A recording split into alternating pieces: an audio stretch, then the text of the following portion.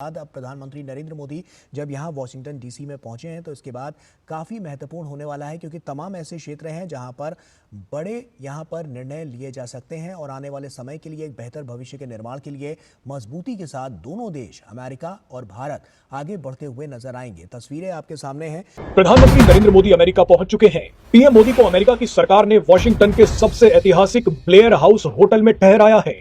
200 साल पुराने Blair house में रुकने वाले लोगों की वजह से इसे दुनिया का सबसे एक्सक्लूसिव होटल कहा जाता है।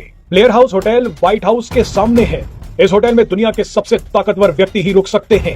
Blair house Vladimir Putin, queen Elizabeth, Winston Churchill जैसे दुनिया के कुछ चुनिंदा और बड़े नेताओं की मेजबानी कर चुका है। और दूसरा अभी वो अमेरिका पहुंच रहे हैं ताड़ साहब, ये तो बहुत बड़ी जो है वो डेवलपमेंट हो रही है। और ताड़ साहब इस पे भी एक कमेंट कीजिएगा कि आज फ्रांस में के अंदर मक्सई सऊता फ्रांस के अंदर नरेंद्र मोदी साहब और एमैनुअल मैक्रोन जो है वो एक सेमेट्री में गए, जहां पे उन्होंने ये कहा कि जनाब 1 लाख इंडियन फौजी आया था, उसमें से 10,000 फौजी की जानें चले गए। मोदी जी ने इतने भीड़ में इतने देख के हमें पूछा कि अरे आप हमारे लिए इतना कष्ट क्यों उठा रहे हैं।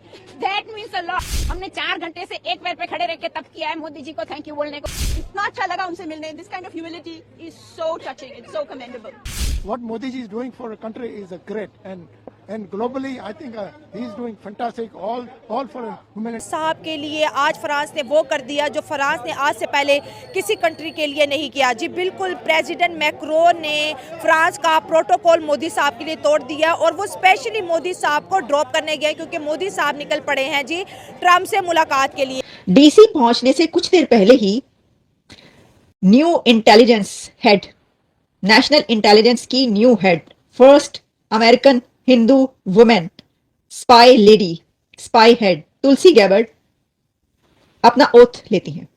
उनकी ओथ टेकिंग सेरेमनी होती है, स्वेरिंग इन सेरेमनी, जो कि प्रेसिडेंट ट्रंप उसमें होते हैं और वो हलफ उठवाते हैं।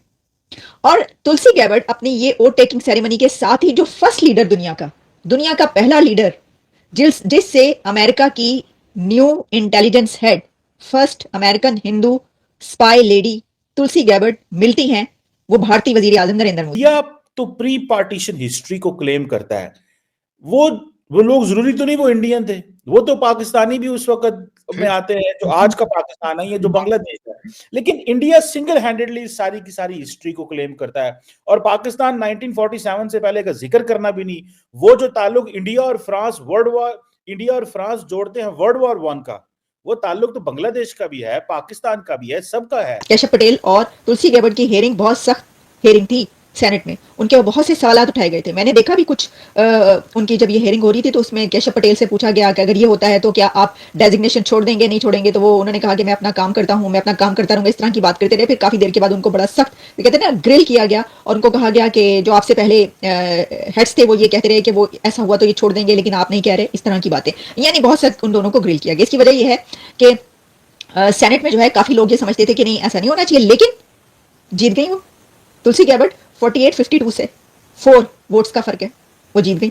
मैंने देखा कि एक जिन्होंने उनको वोट दिए उसमें से भी एक लेडी जिन्होंने ये लिखा कि सोशल मीडिया पर कि मुझे उनसे काफ़ी बातों पर इख्तलाफ है, लेकिन मैं फिर भी उनको सपोर्ट करी और उन्हीं को वोट दूंगी। तो ये जो 4 वोट हैं ये भी तुलसी गैबर्ड को इसलिए मिले हैं कि वो लोग हैं कि जो उनसे डिसएग्रीमेंट करते हैं, लेकिन वो ये सोच रहे हैं कि वो बड़ी अपराइट किस्म की बंदी हैं, तो उनको देना चाहिए वोट। अगर हम फ्रांस और इंडिया की इस मीटिंग का क्रक्स निकालें तो जी मोदी साहब इस एशिया कंट्री में पहला ऐसा मुल्क इंडिया को बनाने वाले हैं जो अपना missile system, Pinaka missile system France को बेचना चाहते हैं। उन्होंने बाकायदा तौर पर फ्रांस की मिलिट्री को दावत दी है कि आप पिनाका मिसाइल को इंडिया में आके देखें, अगर आपको पसंद आता है तो आप ये टेक्नोलॉजी इंडिया से। और दूसरा अभी वो अमेरिका पहुंच रहे हैं ताड़ साहब, ये तो बहुत बड़ी जो है वो डेवलपमेंट हो रही है। और ताड़ साहब इस पे भी एक कमेंट कीजिएगा कि आज फ्रांस के अंदर मक्सई सऊता फ्रांस के अंदर नरेंद्र मोदी साहब और एमैनुअल मैक्रोन जो है वो एक सेमेट्री में गए, जहां पे उन्होंने ये कहा कि जनाब 1 लाख इंडियन फौजी आया था, उसमें से 10,000 फौजी की जानें चले गए।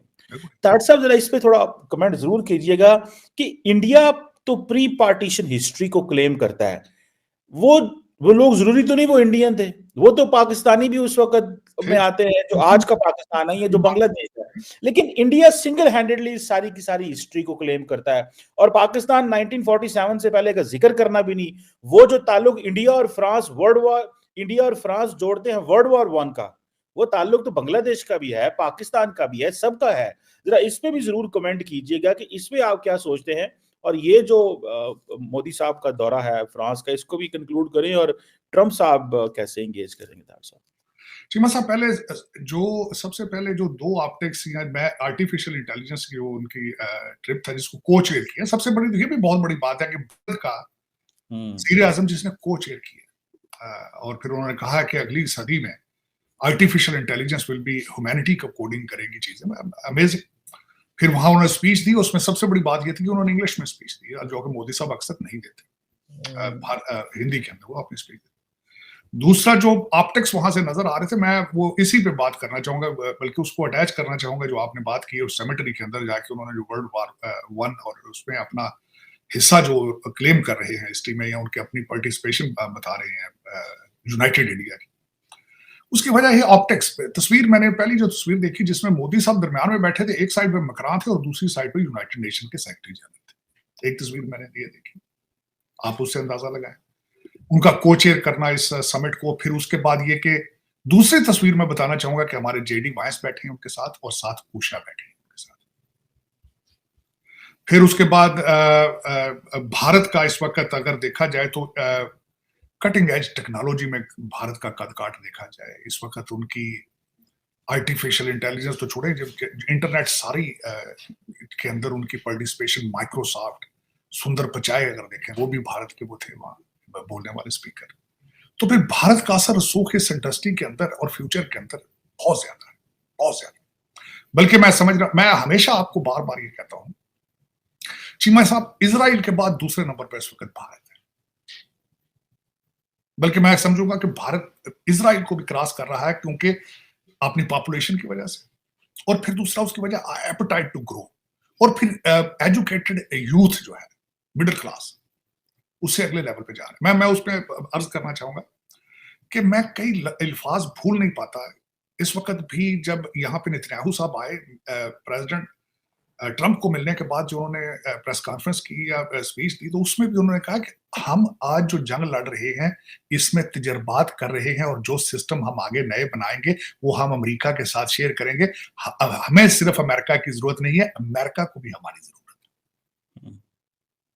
तो वो जो सिस्टम्स के साथ अंदर जिस तरीके से इजराइल चीजें बनाता है, जिस तरह उनका वहां पे हर स्टार्टअप का इस वक्त गढ़ बन चुका है इजराइल, और आपको पता होना चाहिए कि इजराइल के अंदर भी बहुत बड़ी।